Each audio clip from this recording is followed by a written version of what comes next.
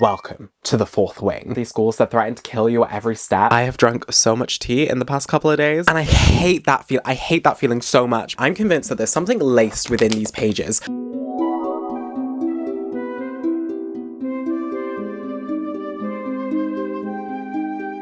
Hey cozy besties, it's Joel, and today we're on an exploration of a new phenomena that combines two of my favourite genres, fantasy and romance. Firstly, I hope you're all doing very well and that you're looking after yourselves. I would love for you to grab the beverage of your choice and your favourite snack, as I think this is going to be quite a cozy and exciting video today. Also, if you've yet to check out my other socials, I would highly recommend you go and do that as well, because I post some extra bookish content that you're not gonna see here. And I'd also highly recommend you join our Discord for all of that cozy chaos, and also our Fable book club as we explore different genres together. Before we get into the books we're reading today, I feel like it's important to define what is romantasy. I personally would classify romantasy on a sliding scale. On the left we have fantasy romance, where the romance is more so the main plot with fantastical elements in the background. We then have romantasy, where the fantasy and the romance are equal parts to each other and is equally important to the plot. And then we have romantic fantasy, where the fantasy is the main plot, but there is also some romance subplots in there as well. I would say that I've read a lot of romantic fantasy, but only have occasionally dipped my toes into romantasy and beyond. Romantasy has grown massively in popularity over the last year or two, and we especially see its effects on the different types of bookish social media. I mean, I literally cannot scroll on TikTok without being recommended a romantasy video, and that's probably more to do with like what my personal tastes are, but still, it's still interesting to see the impact that it's having. And I really just want to see what the hype is about, so I've taken some of those books that I've been recommended and put them into this video, although now talking about romantasy, I think some of them don't lie in the specific definition of what romantasy is, but I think the sliding scale factor of it all will be interesting to see. And as I feel like I'm an academic and I want to make my own thesis statements, my prediction for what this experience is going to be is that I feel like romantasy is the kind of accessible genre that romance readers can read to get into fantasy. And I think there will be some hits and misses, but overall I think I'll find the entire experience to be quite enjoyable. And so, without further ado, let's dive on in. A dragon without its rider is a tragedy. A rider without its dragon is dead. Welcome to the fourth wing. Okay, I didn't expect this book to put me in a chokehold, but besties, it has. It's also kind of inspired me to want to wear more leather. Like literally the only thing that I'm wearing that's leathery are these leather pants. Maybe for Iron Flame I'll have more leather stuff. But anyways, Fourth Wing follows the Kingdom of Navarre, who's basically been at war for a very long time, and thus have founded Bastia War College, where the young are conscripted and placed into one of 4 quadrants. Our lead, Violet Songale, dreams to enter the Scribe Quadrant as it's where her father wanted her to be, but her mother forces her to enter the Riders Quadrant, the most deadliest and competitive of all 4 quadrants, as you can only volunteer to enter the Riders Quadrant, but it does come with a great reward. The opportunity to become bonded with a dragon and become its rider. But less dragons are bonding with riders, and Violet isn't sure whether one would want to choose her. However, everyone at Bastia War College has an agenda, including Xaden Ryerson, the most powerful and ruthless wing leader in the Riders Quadrant, who just wants to kill Violet because she's her mother's daughter. But with the kingdom's warded defenses failing and a conspiracy lurking in the shadows, all Violet should be worrying about is that once you enter Bastia, there are only 2 ways out: graduate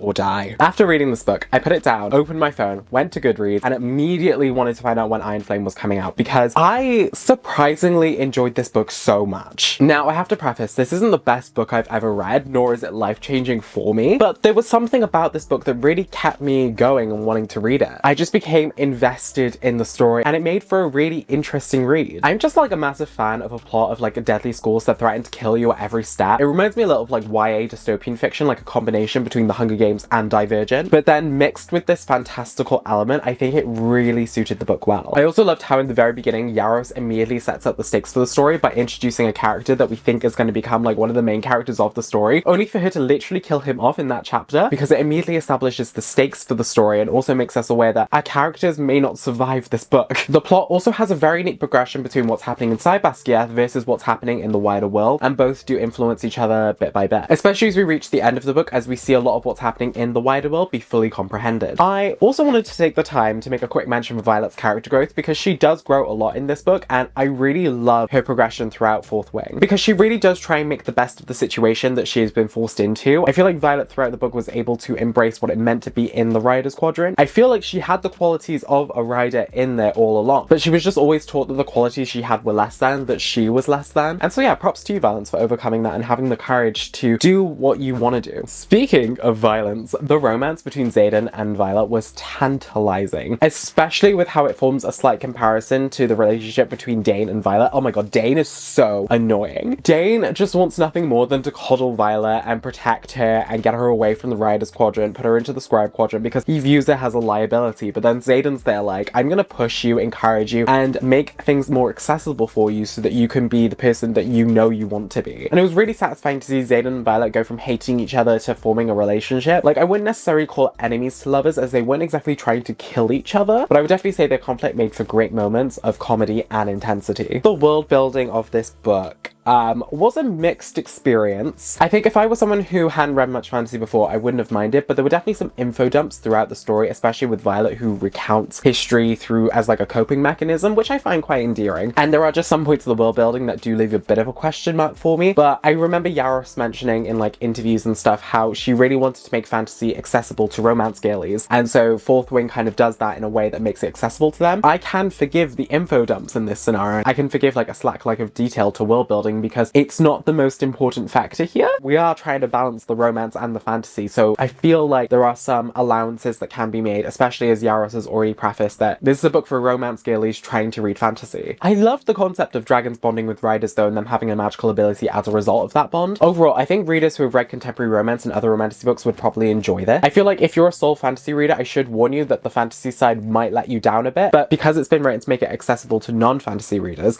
I feel like you should go into it with an open mind without comparing it to soul fantasy books, because if you start comparing romantasy books with soul fantasy books, you're going to do both genres a massive disservice. But yeah, overall, I really enjoyed Fourth Wing, so let's see what's next. Hello! You should probably get another cup of tea or beverage of your choice at this point. I have drunk so much tea in the past couple of days. I love it. I have a cinnamon candle burning, which is basically my kind of placebo effect for autumn already being here. Also, cinnamon is actually really funny because of the next book that I'm about to talk about. So I read The Time I Got Drunk and Saved a Demon on Kindle, and you know, from the title, I didn't know what I was expecting, but it's exactly what it says on the tin, and I enjoyed it. I was recommended this book by my friend Katrina, and now that I've read it, I am so ready to see what the rest of this series has to offer. It is on Kindle Unlimited, and I've become a little bit of a Kindle girly recently. I'm excited to load the rest of the series on there and see what they have to offer. It follows Cinnamon, who wanted nothing more than to live a quiet life on his spice farm, but when she accidentally saves the demon Fallon, he tells her that the goddess who protects Cinnamon's village from demons is actually an evil lich that enslaves them instead, and so she's whisked by Fallon on this journey to free her village from the clutches of the goddess. This book was just such a funny, entertaining, and quirky rom-com style of story. I couldn't help but laugh and feel invested in the relationship between Sin and Fallon as they embark on this quest to free Sin's village. I would say that this is a romantasy as it blends the romance and the fantasy elements quite well, but it also does come with some added smut in there. For a sub 200 page book, the plot is pretty straightforward, albeit it does have a little bit of like plot holes in there, but I definitely think the comedic aspects made you forgive the plot holes. I don't know necessarily what I would compare this book to, but you definitely do get a full story and romance within the less than 200 pages of this book. And speaking of, the romance between Sid and Fallon was so intense, and I loved their constant back and forth, how cutesy yet heated it was between them. Also, a very quick shout out to the lesbian centaur in this story as well. And this book had very little world building. It was just enough for us to understand Cinnamon's immediate world and also the primary conflict of the story. But I will warn that if you're not a fan of modern slang and colloquialisms used in fantasy books, then this probably isn't going to be the book for you. As for example, terms like seems kind of sus, that's a whole ass mood, I catch these hands, they're used within this story. But overall, I think if you're in the mood for a quick rom-com fantasy style read, then I definitely would recommend The Time I Got Drunk and Saved a Demon. It doesn't really require much to think about and also has a pretty cool monster romance, which is something that I think I'm going to be getting into over the next couple of months, so we shall see what happens with that. But yeah, if you like what I've described, I would recommend you pick it up. But now that we've dealt with some demons, let's see what the fates have to offer. After reading this book, I question whether I could be one of the fates given my username, but they're all so messy that probably not. Once Upon a Broken Heart by Stephanie Garber was the most requested book for this video. And besties, I have to say, whilst I did enjoy some aspects of it, there were definitely other parts that I didn't enjoy as much. But I'm definitely going to continue on with the series, partially because I really want to see where the relationship between Evangeline and Jax is going to go next. I'm a little bit invested in the wider plot itself, but I'm just hoping that some aspects of the writing itself gets better, because I think narratively, in terms of narrative structure, I was a bit let down. So Once Upon a Broken Heart follows Evangeline Fox, who's always believed in true loves and happy endings, except for the moment when her true love actually decides to marry someone else. Desperate to stop the wedding, she strikes a deal with the Prince of Hearts, who in return asks Evangeline for 3 kisses to be given at any time and any place. But Evangeline will learn that bargaining with an immortal is a dangerous game, and he has plans for Evangeline that'll either end in the greatest happily ever after or the most exquisite tragedy. The moment I finished this book, I put it down and I was like,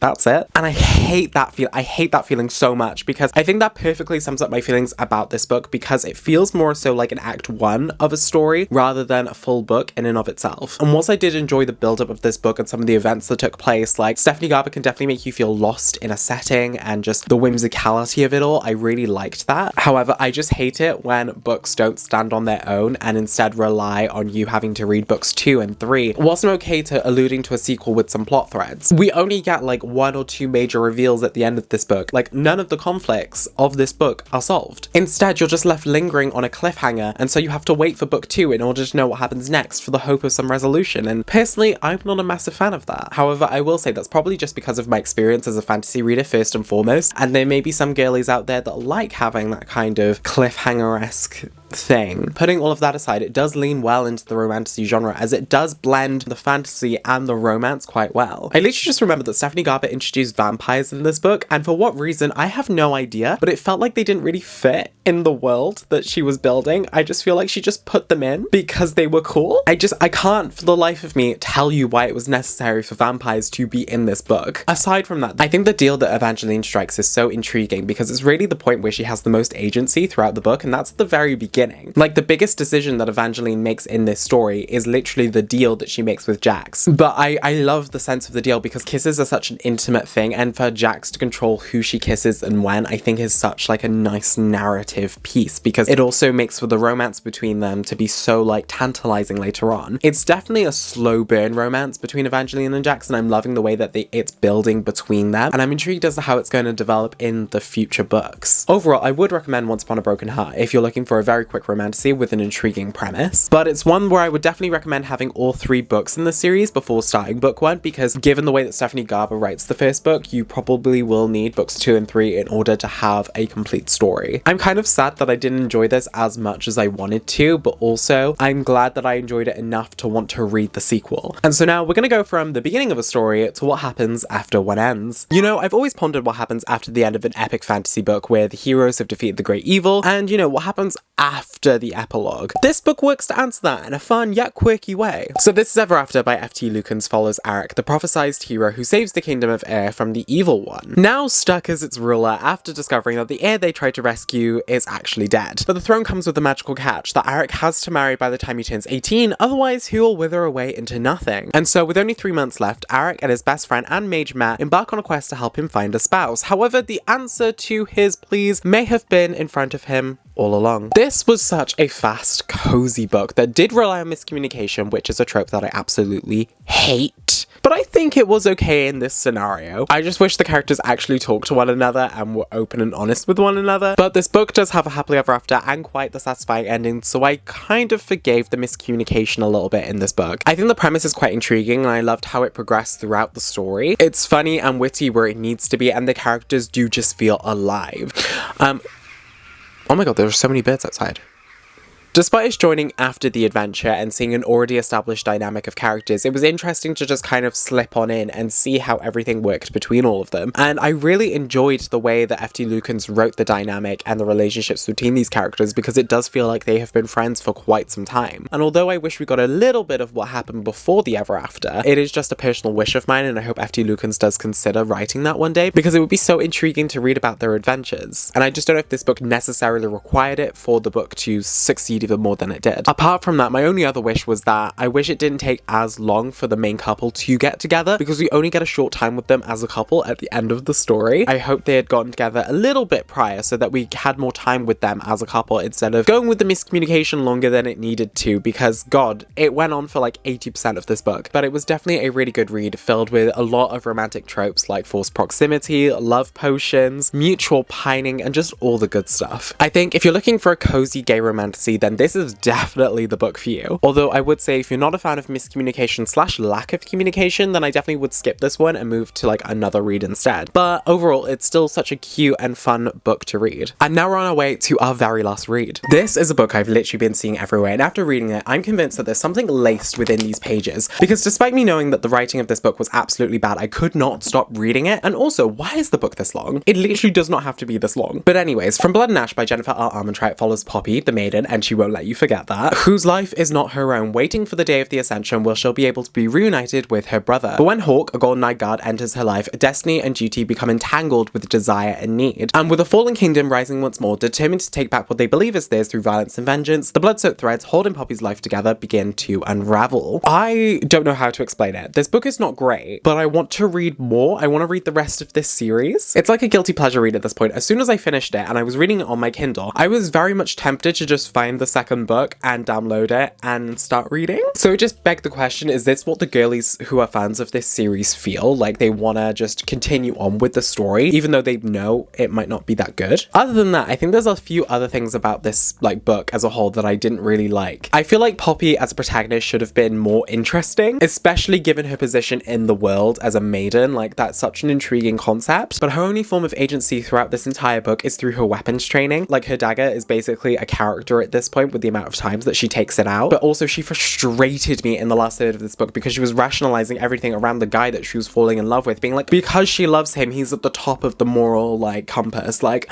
it literally gave me a headache. The plot of this book, however, was quite intriguing, and I liked watching it unfold through the pages, and I think the revelations that we encounter throughout this book are very interesting, and I loved it. However, Armentrout repeats herself so much throughout this book. Like, literally within the same page, we get a description of how to kill Craven. I'm opening up my Kindle now because I need to get this out. So we have an extract here that says, only bloodstone or wood sharpened into a stake from the blood forest could kill a fully turned Craven. And then I kid you not, 3 paragraphs later, we have, there are 2 ways to kill a Craven or someone cursed as long as you had a bloodstone blade or wood from a blood forest tree. Penetrate the heart or destroy the brain. Like, I know I'm neurodivergent, but I don't think I need to be reminded that often, and the amount of times that Armentrout does this throughout the book is frustrating. Like, I get wanting to repeat things for dramatic and thematic effect, like that is absolutely fine, but the most like simplistic things are repeated constantly, and it's a headache. Like, it would have literally made the book like 100 pages shorter if she had just stopped repeating herself. Can someone just tell me why the name Tawny was used for a brown character? Like, why are you calling your brown character brown? Like, literally, what is next? Ebony and Ivory? But also, I want to talk about Victor, my guy, because he's probably one of the only characters that I loved in this book. Also, shout out to Tawny, because I want the best for her and not what happened to Nehemia in another series. As for the romance between Poppy and Hawk, it's certainly something. There were times that I really loved the interactions between the two of them, but there were also times that Hawk gave me the most massive ick. Every time he called her princess, I had ick. Because numerous times throughout this book, Poppy is like, I don't like being called princess, and he does it anyway. I get wanting to like tease and stuff, but if she stated multiple times that she doesn't like being called something, stop calling her it. And then he constantly sexualizes every situation. At one point in the book, she's literally in a prison cell, and he is trying to sexualize the situation, even though she's clearly showing like ultimate frustration. It just felt very weird to me, like, oh my god, time and place. The world building in this book definitely isn't the best either, but I do applaud Armentrout for the world building that she did do within this book. Although I do have to say, why not just call your vampires and werewolves vampires and werewolves? I think the world building is still digestible for people to understand. Overall, this is definitely one of those books where I'm like, I don't recommend it, but I'm going to continue on with the series because I literally need to know what happens next, because it's some sort of desire to just want to know. But now that we've read this, let's wrap this up. So now that we've read 5 romantasy books, I definitely have thoughts on the genre as a whole. My initial thoughts, I think, were definitely correct in the sense that romantasy is definitely a genre written for romance girlies that want to get into fantasy, and these books definitely do make it accessible for romance girlies to dip their toes into fantasy without going straight into like Brandon Sanderson and like Samantha Shannon and like feeling a bit lost because they're not used to reading fantasy books and knowing the way that like world building is constructed. I would say that it was a pretty like mixed reading experience, but overall quite positive, and I would want to continue reading more romantasy books in the future. I just definitely want more queer romantasy and more romantasy written by black authors, more romantasy written by Asian authors, etc. I definitely want some more colour in my romantasy, and so I definitely love all of your recommendations in the comments as well of romantasy that you'd like to see me read next. As someone who loves to make reading more accessible to people, I definitely think romantasy is a genre that definitely has done a lot for girlies trying to get into fantasy, and like I think it's definitely that gateway genre of introducing romance girlies to fantasy. Like maybe they'll go on to read soul fantasy or romantic fantasy, which I think would be really interesting as well. They might just like learn through reading romantasy, the fantasy bits that they like within fiction, and then find soul fantasy books through that. Like that's amazing. I really like what romantasy is trying to do here. And so yeah, I hope you all enjoyed today's exploration of these 5 romantasy books. If you did, be sure to give this video a thumbs up and also hit the subscribe button so that you're notified whenever I upload next. I'll also have all my other social medias in the description down below for you so you can follow me on every single other platform. And I am so excited to see all of your romantasy recommendations in the comments. And with all the reading that I've been doing on my Kindle lately, I definitely think I am becoming a Kindle girly, so maybe I might do a video on that. We shall see. Maybe after I read all of Isaac Henderson's books in Heartstopper Season 2. And so yeah, I guess until the next time, bye besties.